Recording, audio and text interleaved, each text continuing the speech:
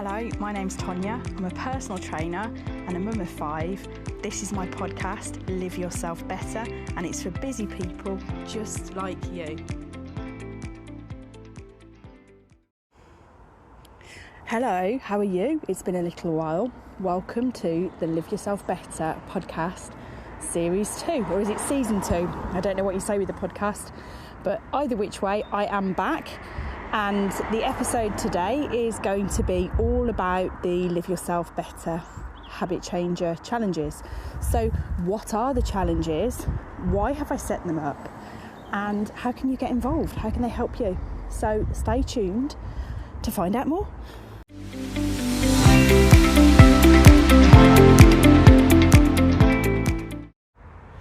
So you may remember in the last series or season, I was talking about habit changes and how making small changes to our daily habits can help us to make sustainable changes over the longer term. It was one of the things I noticed prior to becoming a personal trainer even, that realistically, if we try and change too much at once, then it becomes overwhelming, and actually that can encourage polarised thinking. It's all or nothing. I'm either in the fitness game or I'm not. My diet's either completely on point or what's the point? And actually, a lot of the work that I do is around dispelling those myths. You may have heard talk more recently about things like habit stacking. This isn't new. I think it goes back to research potentially by BJ Fogg done pre-2012 around human behaviour and triggers to behaviour and how do we change what we do. And so he came up with the idea, him and a team came up with the idea that the best way that we can do this is looking at what we already do and then adding something onto that, which makes a lot of sense really. So when you fill the kettle in the morning, when you wake up, if you do that every morning, why not take the chance to also fill a water flask for yourself for the day, so you remember to hydrate throughout the day.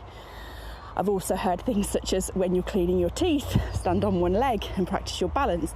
Obviously make sure you're safe, don't want to end up with the toothbrush down your throat falling over, but in that respect, you know, you can find something that you already do and figure out a way to add something onto it. And movement snacking as well goes really well with that. So if you're standing waiting in the kitchen for the kettle to boil, for the oven, for anything to happen, then you can do some primal movements. And I talked about primal movements and movement snacking in an episode last series, so please do go and check that out for more information about that.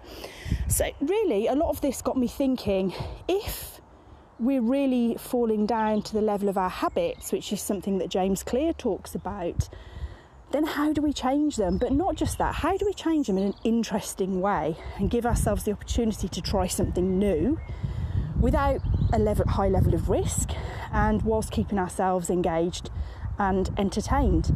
And hence, the Live Yourself Better Habit Changer Challenges were born.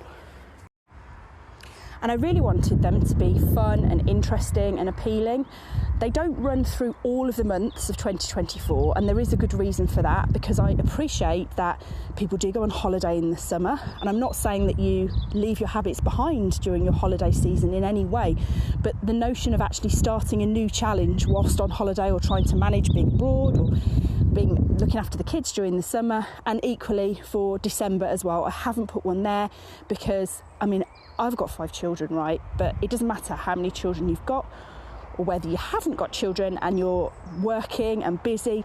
Christmas is usually quite a hectic time of year for people. So I've left that month aside, but that's not to say, again, that we don't continue with these things that we've learned during those months. And the good thing is, the months where there are no challenges, they do fall deeply into the year. So by that point, you'll have had the opportunity to have developed a new habit. Now, of course, we are in April. I do understand this.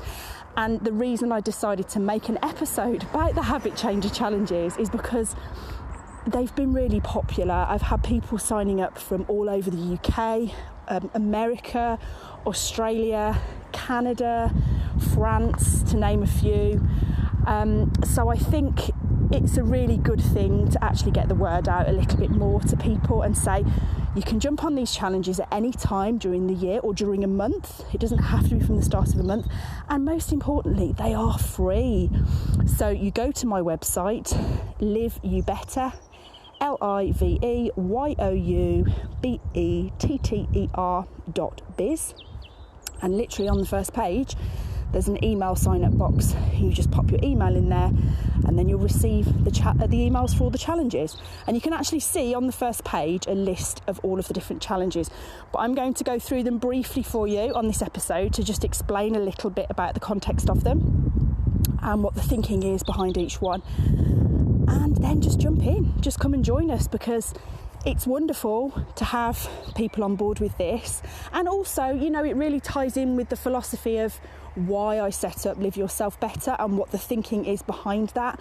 And I strongly believe that lifestyle changes, exercise, habit changes should be available to everybody, and the information and education around those things should be freely available in the public domain, but also in such a way that it's interesting, and it just gives you that joy of trying something new, because changing habits really shouldn't be boring or feel like a chore, because then we get back to the polarised thinking. I'll start on Monday. I'll start then. I'll start at some unknown point down the line when I don't have any weddings, parties, bar mitzvahs, christenings, all of those things. I'm just going to start this, you know, mythical unicorn of a lifestyle, and that's basically what it boils down to. It's something that really, it either gets started and then it stops, or it gets started and people go through with it but then end up on the roller coaster because the habits weren't sustainable. So it was really, really important to me to make sure that you have something interesting to engage with. So without further ado, I will explain. Okay, so we started off 2024 with Juice Me January, and this was the opportunity to try making a different juice every single day of January, or just try one a week, or just try one through the whole month. But the point was that you try something new that you haven't tried before, and 150 mils of juice is equal to one of your 5 a day. So it was actually creating a benefit there too, and increasing the mineral and vitamin intake in January, but also coinciding with dry January. And I appreciate not everybody drinks anyway, but certainly for people who do drink alcohol and who do choose to abstain from drinking alcohol during dry January, then it was also the opportunity to present some kind of interesting alternative to alcohol. So there's 2 wins there. There's the win of not consuming alcohol, and there's the win of just trying something new. Now, of course, I do appreciate that you would have required a juicer to take part in the challenge, and not everybody has that. So I did provide the kind of lowest cost option, which is one that I went for myself. It wasn't a super whizzy one. As long as it could juice fruit and vegetables, then it was a win. But of course, many of the challenges you don't need any equipment other than your own body. So I'll cover some of those later on. Next, we went into Super February. Super February, in a very similar way to Juice Me January, was different soup recipes for every day of February. And I think they were all vegetarian, so they were all increasing the daily intake of vegetables. That was the thinking behind it, or fruit and vegetables really, I suppose, because depending on what was in the soup, but also protein and fibre as well, and the vitamins and minerals. And the thinking behind that really is that many of us do not consume 5 a day, and 5 a day is the minimum required to promote health, prevent disease, and to give as many benefits as we can get from our diet. So the average intake of fruit and vegetables, I think, is 3.5 per person. And I put my hands up, you know, when I was doing my nutrition training, it was something that was flagged by myself, obviously, about my own diet. I thought that I was kind of okay, what would probably be under 5, maybe 4.5, but yeah, it was 3.5 a day, the average for me. And that's why I set up the 5 a day cook, which is also linked from the Live Yourself Better website. And that was all about incorporating more vegetables into the diet. So Super February really fitted in with that. Then we went into Primal March. So there's an episode in the previous series, as I've already mentioned, which talks about the primal movements. And I thought, well, why not have a month where we're incorporating these really important 7 movements, which is a whole body workout, into our daily routine, fitting it into places where we wouldn't normally do exercise, but that we have got the time and the space to do it. And that did involve people making an assessment in the first week of their life and what time that they have before making that commitment to change. At the moment, we're in Active April, not invented by me. It actually came to mind and I thought, oh, that sounds good. And then I looked it up. Of course, it's already a thing. But it's a time to increase activity levels. And sorry about the noise in the background, by the way. I'm just walking out and about and there's like a really noisy motorcycle that's just gone past. So, Active April, the vision was really, why not try something new each week in April? It could be something completely new. It could be something that we've tried before. It doesn't have to be something that costs money. So it could be something simply like hill walking, or if you have children or you look after children, going to the playground with them, and things like pushing them on the swings, pushing them around the roundabout, actually having a go yourself. If they've got, if they can take the adult size person in the playground equipment, often it can. So I went and had a few goes on the playground with one of my children who had wanted to come out with me that day, and it was brilliant, to go and revisit some of those things, because yes, over the years I have taken my children to playgrounds, of course I have. Do I get on the equipment? Not really. And very fortunately, the day we went, it was very quiet, and I didn't feel like I was taking a space away from a child on any of the equipment. And that's important too. We have to feel happy and comfortable in whatever we're doing. And just this week, actually yesterday, I went to the roller disco with my son, which is for adults and children, and had the opportunity to roller skate for, I think, the first time since the 1980s. In fact, I'm pretty sure, because I didn't really roll a boot in the 90s, because by that point I was coming towards secondary school. It was just something that I didn't really do so much. And also, they used to have a roller disco many years ago when I was younger, and I used to go to the play scheme at this leisure centre. So they've obviously reignited that, and you can get skate hire as well. So it was brilliant, and I was so pleased to have done that. And of course, April is not finished yet, and I know there's plenty of time to jump on and to try something new. So please do come and join us. People are trying out all different manner of kinds of different exercises and different sporting activities. Some people have gone back to playing netball, badminton, having not played it for years, football. A couple of people have started to play football in adulthood. I think certainly for me, as I remember growing up, there wasn't really that much opportunity for girls to play football. And so now it's like women are going, well, yeah, I'm going to do that. And then the opportunity's there. There's just so many different things. There's aqua, swimming, diving, and also in Birmingham, so where I live, there is the Be Active scheme, which means that any Birmingham resident who's either paying council tax or eligible for council tax relief is able to join the scheme. And there's certain times of day at all of the leisure centres across the region that are in the scheme where people can go in the gym for free or go for a free swim. So it's fantastic, because it's a really good way to make exercise accessible. And it can also be a good way for somebody to go and try out a facility if they're considering getting a full membership. Of course, the full membership then means they can go at all kinds of different times and different classes. But the Be Active scheme's a really, really good kind of kickstart. And I certainly used it myself for very, very many months, and went at the times that were available, and I just found it to be excellent. So have a look wherever you are, have a look locally for any exercise schemes, anything that's set up, anything that's free. There's often walking groups that meet. There's all kinds of things, and I think sometimes people have a perception that we need to throw loads of money at the problem, and actually that's not necessarily true. Well, it's not true at all.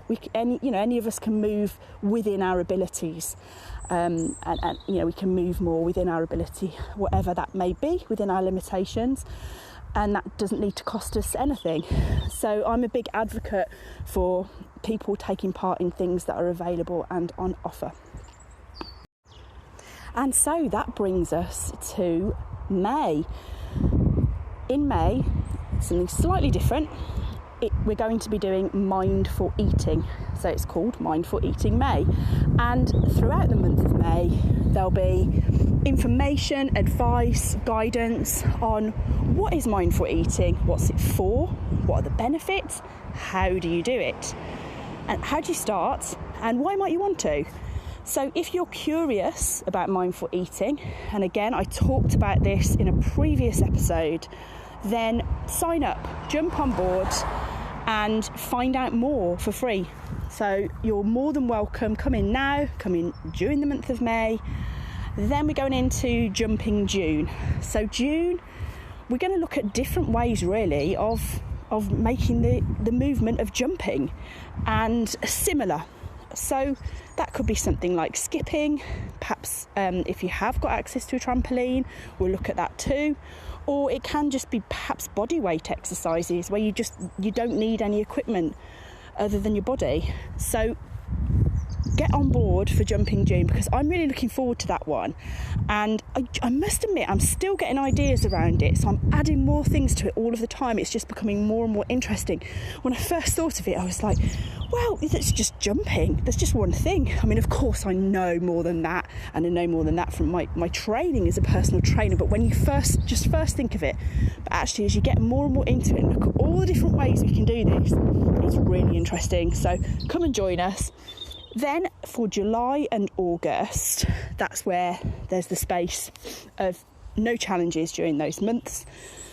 So the idea is that you can take all of the things that you've learned so far, or at whatever point you've jumped in, and you can apply that to those months. If you jump in for June, or if you jump in for May, then you can certainly apply the mindful eating throughout the summer season or throughout your holiday season. Certainly it is the summer in the UK here. I appreciate that's not the same for everybody. We come back in with September, and you may be able to guess that that's going to be around steps and step count. Now, there is always conflicting reports in the media about what is the number of steps that we need to take per day for optimum health. And, I always have a bit of a thing around this. Is it a rant? Maybe it is a rant. Perhaps it is, because when people see, for example, 10,000 steps, which I do believe was a number that was plucked out of somewhere by a digital device step count manufacturer. I believe that's where it came from historically, that it can put people off, actually, especially if people are doing a relatively low number of steps. If your job doesn't demand you to be very active, if we've got a lot of labour-saving devices at home, in the course of a day, you have to drive to work, etc., then the opportunities to walk in your daily life are lessened. Back in the past, people had to move to survive. Okay, so our distant ancestors, they couldn't have done what we do in the course of a day. Well, they didn't have cars, obviously, and labour-saving devices, but they had no choice but to be physically active during their day. Now, I once looked at my number of steps in a day as a mum of 5, going about the household jobs, cooking, cleaning, taking the children to school, collecting them, and doing work within the house. And I looked at what was the number of steps that I do on a daily basis without actively doing any more, and it was something like 2,000. And that's shocking, because that's what my life requires of me as a minimum effort that's what is required of me. And I think about, wow, you know, the women in the distant past who would have been manually doing the washing with the mangle and the dolly, and, you know, the physical job of cooking, but more than that, walking to the local shops to get the food and then having to bring it home, and the chores in the house when there wasn't a vacuum. And can you imagine how difficult things were for people, but also how much more physical activity that they were getting? So that doesn't mean that, do I do 2,000 steps a day? No, I don't. I do more than that, but I have to actively consider that I need to overcome that level of inactivity. And so that's why I think where people are seeing 10,000, and it's such a leap from the daily step count, then it can be really off-putting. And conversely, if someone, for example, works in a hospital, if they work in an environment where they're a carer or any kind of a teacher, anyone that's walking around a lot, doing a lot of steps. But I mention the healthcare professionals because I have heard it said to me by friends who work in the NHS, oh gosh, you know, I do like 12,000 steps on an average day anyway. So then you've got to think, well, if someone's in that situation and they want to improve their health, 10,000 is no good to them anyway, is it? Because it's less. So I think the best way to focus is that we increase our step count. Look at it as an increase, and I will guide you through ways to do that, ways to actually count your steps without having a digital device, and just really support you through the month of September to increase your step count. So next we have Smoothie October, and that's a month where we'll probably have 3 smoothie recipes a week for you to try. If you don't have a blender, have a look on the selling pages, see if you can get hold of one before then. Otherwise, just try and increase the fruit and vegetable intake. But making the smoothies is a really good way. 150 mils again of smoothie will count towards one of your 5 a day. It's not more, so like 300 mils isn't 2 portions, unfortunately.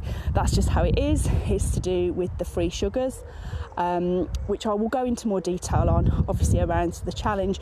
But the point is to increase and boost your intake. And I think, I said Super February was a soup recipe every day, but I think it was 3 soup recipes a week that I did, realistically.